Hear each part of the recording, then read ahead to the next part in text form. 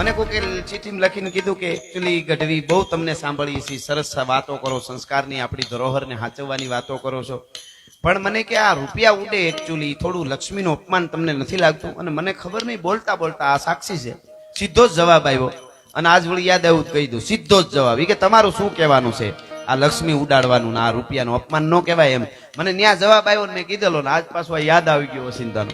માતાજી કેવો જવાબ આવ્યો, માતાજી જ મને, મેં વિચારેલું નહોતું. ચીઠી આવી સીધું જ હું બોલી ગયો. આમની આ હતા વિક્રમભાઈ. મેં કીધું અમારા ઉપર હજી સુધી 1 રૂપિયો કોઈ દી ઉડ્યો નથી, હજી સુધી મારા ઉપર કોઈ દી 1 નોટ ઉડી નથી. બોલો તમે કેવા આ શું ક્યાં સામે જોઈ રહ્યા છે? જો રાજભા ગઢવી ઉપર, વિક્રમભાઈ માલધારી ઉપર, કમલેશભાઈ પ્રજાપતિ ઉપર જો રૂપિયા ઉડતા હોય તો અમને હોટલમાં તમે ભેગા થાવશો, હાઈવે ઉપર ભેગા થાવશો, પ્રસંગમાં ભેગા થાવશો, પાછળ બેઠા હતા ત્યારે ભેગા થયા હતા તમે. અમને બધાય મિત્રો આમાં ઘણા ભેગા. કોઈ દી એવું થયું સીધે સીધો આમ ભાળી જાવ ચિંતા, આલે લે રાજભા ગઢવી એલા છૂટા લેજે, છૂટા લેજે, વયા જા ચા પીવા ઉભા લાગે હોટલે, લેજે લેજે છૂટા લેજે, લે રાજભા ગઢવી ચા પીવે. ઓલા વિક્રમભાઈ આલે આ તો ઓલા માલધારી લે ઓલા છૂટા લાય તો ઓલા કલાકાર લાગે છે, પૈસા ઉડાડવા પડે ને. જો અમારા ઉપર જ ઉડતા હોય તો ગમે ત્યાં ભાળી ત્યાં ન ઉડાડવા માંડે. પણ અહીંયા અમે બેસીને અહીંયાથી જે બોલે છે ને, અમારી કોઈ તાકાત નથી. હું તો 1 ચોપડી ભણેલો નથી, મારું નેહડું હજી તમને ગોતું હોય તો અઘરું પડી જાય. હું એની વાતે થોડી કહું તમને હમણાં. અહીંયાથી જે બોલે છે એ સરસ્વતી બોલે છે, લક્ષ્મીજીની સરસ્વતી મોટી બેન છે, સરસ્વતી મોટી બેન છે, લક્ષ્મી નાની છે.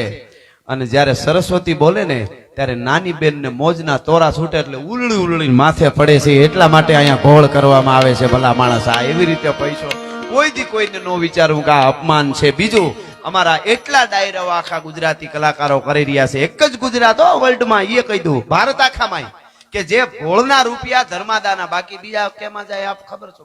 મુંબઈમાં જે ઉડે છે બધા બિયરો બારોમાં, એમાં કોઈ ધર્માદાનો નહીં. પણ અનેક મંદિરો બન્યા અમારા ડાયરાઓમાં, અનેક ગૌશાળાઓ આજ ચાલે છે, કરોડોના ફાળા કરે છે, 500 ગાયું, 1000 ગાયું. અમારે સવારે 1 પણ રૂપિયો આમાંથી ન લેવાનો હોય. જેલે બોલ્યા હોય એને ડોનેશન અમારું નક્કી કર્યું હોય, જે પૈસા હોય પેમેન્ટ એ આપી દઈએ. પણ અહીંયા કદાચ 5 કરોડ અમારા ડાયરામાં ઉડેલા છે, 10 કરોડ ઉડેલા છે.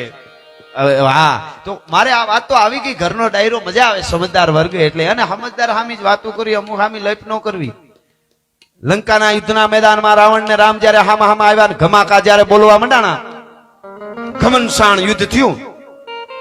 એ વખતે ભગવાન રામ ઉભા સાંભળે છે. રાવણ કે મારી નાખું, વીખી નાખું, તોડી નાખું, દશાનંદ છું, હું રાવણ છું, કૈલાસ ને ઉપાડ્યો, 9 ગ્રહ મારા ઢોલીએ બાંધેલા છે, મેં આમ કરી નાખ્યું, મેં ઇન્દ્રને જીતેલો, મેં ઓલાને જીતેલો. જાંબુવનજીએ ધીરેક જઈને પધારો, ધીરેક જઈને જાંબુવનજીએ રામ પાસે જઈને એટલું કીધું, પ્રભુ આ મોટી કરે છે એટલી રાવણ, તો તમે જરાક કહી દો નહીં કે 6 મહિના બગલમાં દબાવીને ફેરવા વાળો વાલી હતો એને હું મારીને આવ્યો છું. રાવણ તને વાલી 6 મહિના બગલમાં દબાવીને ફરતો તો ઈ વાલીને મારીને હું આવ્યો છું. એમ રામ તમે કહી દો ને જાંબુવન કે જરાક, એને ખબર પડે કે તમે કોણ છો. ઈ બહુ મોટી કયું રાવણ કરે છે, પ્રભુ તમે કહી દો તમે કોણ છો. રામે કીધું ઈ ડાયા માણસને જીવનમાં ઉતરવા જેવું છે કે 10 મોઢેથી વાતો કરે એને જવાબ દેવાના ન હોય, 1 જ મોઢેથી બોલતા હોય એને જવાબ દેવાના હોય.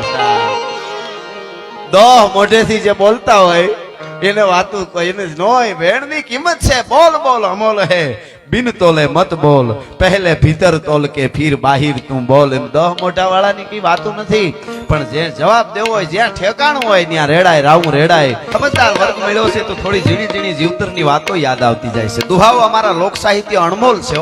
ઝવેરચંદ મેઘાણીએ કીધું, મેઘાણીએ માનું ધાવણ જે 6 મહિના સુધી બાળકને ગણ કરે એટલું લોક સાહિત્ય ગણ કરે છે. કોઈને જીવવું હોય તો ની વાત છે આ બધી. હા, અને ગામડે રખડીને મેઘાણીને ભગત બાપુ જેવાએ લખ્યું છે. અમારે મોવાના ગીતો લખવા માટે જયારે આવેલા, મોવાના ખારવાઓના ગીતો લખવા મેઘાણીને કાગ બાપુ આવેલા અને કીધું કોક ડોહીમાં ખારવાના ગીતો બહુ સારા બોલે છે. અને દરિયા કાંઠે ગયા તો જહાજમાં ઈંટું ભરતા હતા. 80 વર્ષના ડોહી બાપા ઈંટું ભરતા હતા જહાજમાં. જઈને કીધું મારી આ ઉંમરે કામ કરો છો તો કે પેટ માટે કરવું પડે, આ ડબરીને કઈક દેવું જ પડે કે નહીં. એટલે કીધું દીકરા રાહુડા આવી ગયા આંખમાં. સોરી મારી કેમ દીકરા ગુજરી ગયા કે રાખતા નથી? ના રાખે ને, અમારા દીકરા રાખે. તો કે તો મારો દીકરો હતો હવે નથી. કાં તો મોવાના શેઠનું વાણ લઈને આવતો હતો ને, વાણ બુડી ગયું મોવાના દરિયામાં બુડી ગયું, મારો દીકરો ગુજરી ગયો. અરે મારી એવું થયું. હા, તો તમે જે હેઠનું વાણ લઈને તમારો દીકરો આવતો હતો એ હેઠની પાસે વળતર લેવા ન ગયા? બુડી ગયો તો વળતર લેવા ન ગયા? તેથી ખારવાની ડોહીએ જવાબ દીધો, મેઘાણી હલવલી ગયા કાગબાપુને બે. કીધું કે એમાં એવું છે સાહેબ, જે મોવાના હેઠનું વાણ લઈને મારો દીકરો આવતો હતો એની પાસે વળતર લેવા એટલા માટે હું નથી ગઈ. જે હેઠનું લાખો રૂપિયાનું વાણ મારા દીકરાના હાથે બુડી ગયું હોય, કયા મોઢે હું વળતર લેવા માટે જાઉં? કોકદી કલ્પના તો કરો, આ માનવતા ક્યાં ગઈ? પૈસો ખૂબ કમાજો, વિદેશ જાજો, બધી ભાષા શીખજો, વર્લ્ડમાં ફરજો, પણ ભારત વર્ષની ધરતીનો ખમીર ન મિરાજ જો વહી જાય તો આપણી પાસે મોટી સંપત્તિ ઈ હતી. એટલે દુનિયાને આજ સુધી આવતા હતા. ભારત સમગ્ર વિશ્વ આ ભણવા એક દી આવતું તો નાલંદા, તક્ષશિલા, એના ઉપર ઘણું બોલી શકાય. હા, તો કેવડી ખાનદાની છે. એટલે કહેવાનો અર્થ મારો ઈ એવો એક મને લોક સાહિત્યનો દુહો યાદ આવે છે. ભાઈ, જૂના જમાનાનો દુહો છે, એની પાછળ નાનકડી વાત છે. બે બેનપણીઓ, બેનો હાહરિયામાં હોય અને પાડો રહીએ એટલે દળનું દળાવવા રોજ જાય. હવે દળનું દળાવવા અત્યારની જેમ ઘંટીની ઓલી ઘંટીઓ હતી, આપ જાણો છો. હવે પેલા એવું ઘરે ઘરે ઈ ઘંટી ન હોય, પાછી નાના માણસોને ન હોય, મોટું ઘર હોય ને ઈ ઘંટી હોય. નાના માણસોની બેનું ત્યાં દળવા જાય. હવે એનું ભાડું લેવામાં ન આવે.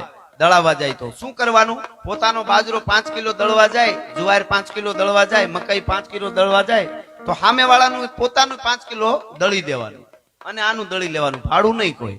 તો એવી રીતે બે બેનું દળવા જાય. કઈ એને જયારે જવાનું થાય એટલે બે હારે જ જાય, દળનું દળે.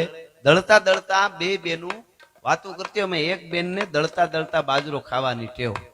દળતી જાય, ખાતી જાય, દળતી જાય, ખાતી જાય. બીજી બેને ઠપકો દીધો બેનપણીએ, બેન આ હારી ટેવ નથી તારે. હો કેમ? કેમ કે દળતા દળતા ખાવો બાજરો ઈ સારી વાત નહીં, ઈ ટેવ હારી ન કહેવાય. હાહુને ખબર પડી છે ખીજા.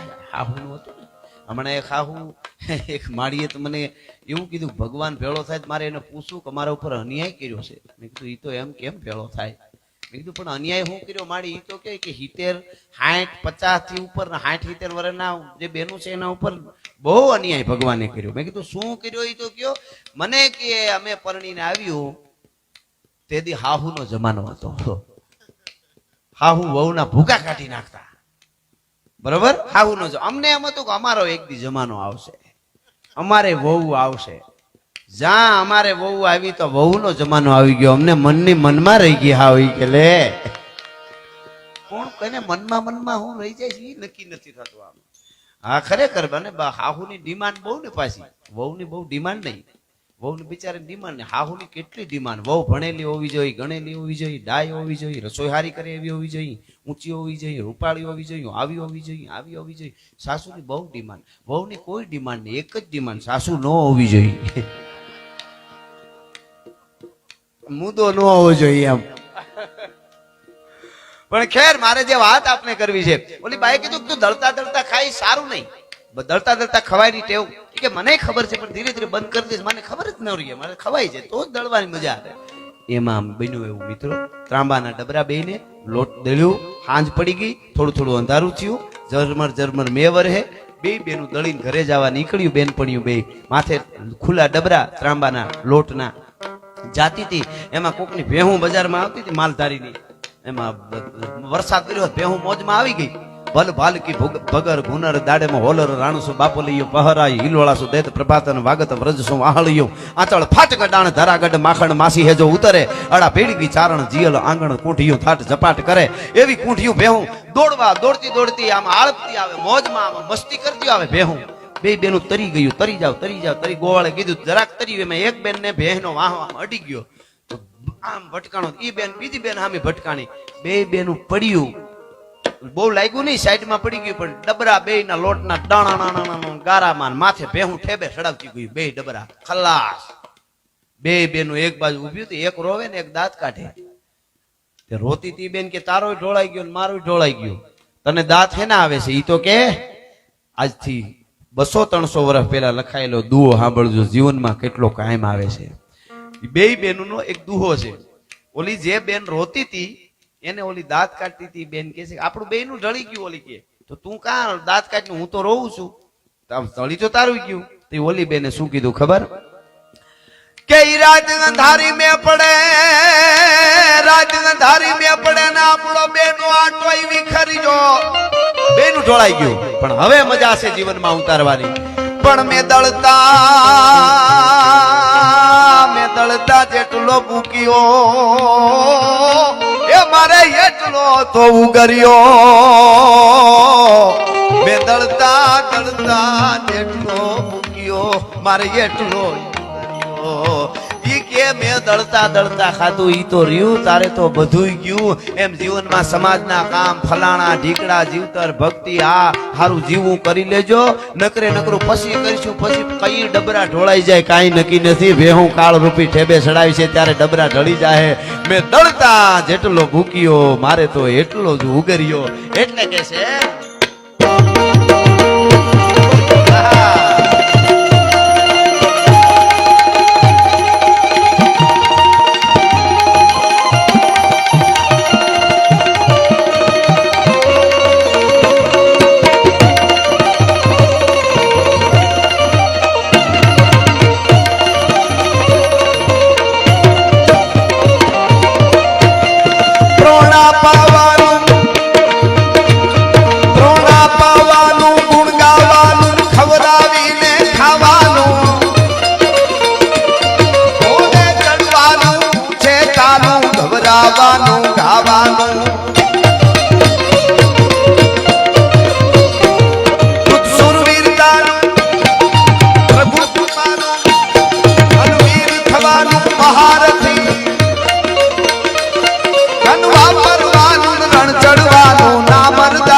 કામ નથી.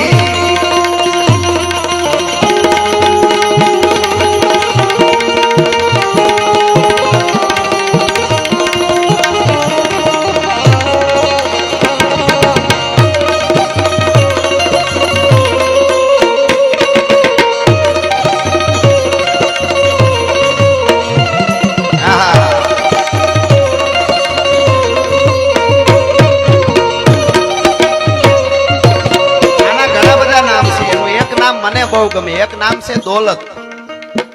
બે વાર લત મારે. આ ઓચિંતાનો આવી જાય તો બહુ ધ્યાન રાખવી. આપણા શાસ્ત્રો કે છે, હું નથી કેતો આ 18 અવગુણ લઈને આવે. 18 બે ભાન કરી દે આપણને, ભાન વગરના કુળની ભાન ભૂલવી દે. 18 જો સંસ્કાર ભેળા હોય તો કાંઈ વાંધો ન આવે.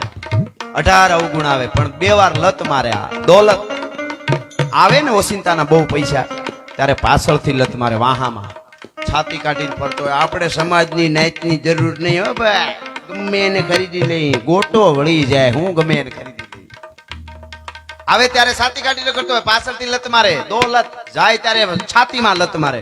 વાંકો વળી ગયો. એક દિવસ અમારે પેટી ઉપર હતી રૂપિયાની, હવે બેસાનો મને તેથી હક નતો લેવા દેતો કોઈને. હા ઈ નથી, પણ જેને પૂર્ણ સંસ્કાર મળ્યા છે એને કાંઈ ફેર પડવાનો નથી ને એના ઉપર જ કૃપાનો વરસાદ વરહે. અમારા ગીગા બારો કહે છે સપાખરામાં,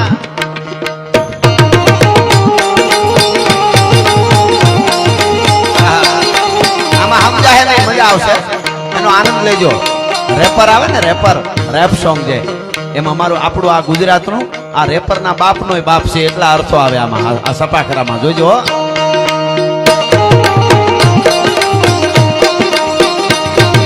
મસાડી વાદળા કાળા ધોબળા ગંબારે જોડે કૈસુ પોત રાતી માથે ઉતેરા દરાર તપ ભીગોરા મોગલા માથે બહારી મંડાણી જડી એક તારા મેઘ રાજા મંડાણા ગંબારા.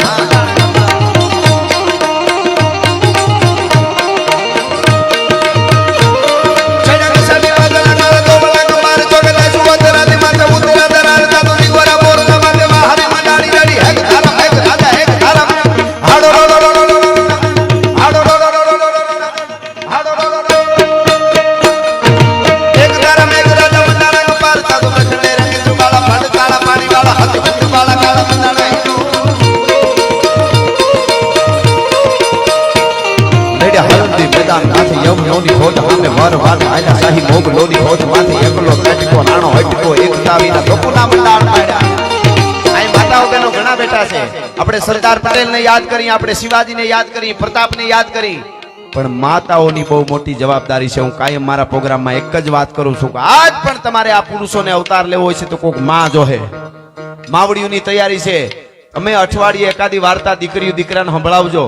હારી અનુપમા નો જોવાય તો વાંધો નહીં, એમાં ખોટા દુખી થતા નહીં, જરાય દુખી નથી. હા હા અમુક તો ખાવા નથી દેતા ઈ કે સાનું મને બેસો અનુપમા ચાલે છે એડ આવવા દ્યો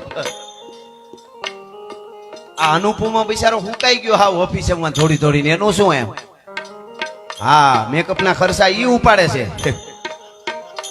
એટલે સાચી વાત છે કે નહીં બહુ જવાબદારી માવડીઓની છે માં જન્મ આપે હું તમને કહું અહીંયા અમદાવાદમાં ગમે એવડું મોટું પ્લેન ઉતરી શકે પણ પાટનગર ભલે હોય ગાંધીનગર જમ્બો જેટ 700 માણસ સામે એવડું પ્લેન ઉતારવું હોય તો ઉતરે નહીં કોઈ મોટી કંપની કાલે આવીને કહી દે ગાંધીનગર ને કે આટલા 1000 કરોડ આપ્યા 15 દિવસમાં 700 માણસ સામે એવડું પ્લેન ઉતરે એવું એરપોર્ટ બનાવી દો એટલે કહી દે કે એટલી વારમાં ન બને હેલિકોપ્ટર ઉતરે એવું કરી દે બહુ તો ચાર્ટર વાળી વ્યવસ્થા કરી દે ઓલા માટે 5-7 વર્ષ હોઈયા જાય એક 700 માણસ સામે એવડું પ્લેન ઉતારવામાં 7 વર્ષ હોઈયા જતા હોય એરપોર્ટ બનાવવામાં તો વલ્લભભાઈ પટેલ ને ઉતાર્યો શિવાજીને ઉતાર્યો પ્રતાપને ઉતાર્યો એ માએ કેટલી તૈયારી કરી છે કોકદી કલ્પના કરજો જેડે તેડેથી નથી એ કિરત હુંદા કામ જો ચીરી જે ચામ તો રાણા રગત નીકળે એમને ન થાય કાલે હું લાંબો હાથ કરીને કહી દઉં ડોક્ટર સાહેબ એકચ્યુઅલી લોહી કાઢી લ્યો 1 બોટલ 2 બોટલ 10 બોટલ આપણને ફેર ના પડે પણ ચામડું ના તૂટવું જોઈએ તો થાય જો ચીરી જે ચામ તો રાણા રગત નીકળે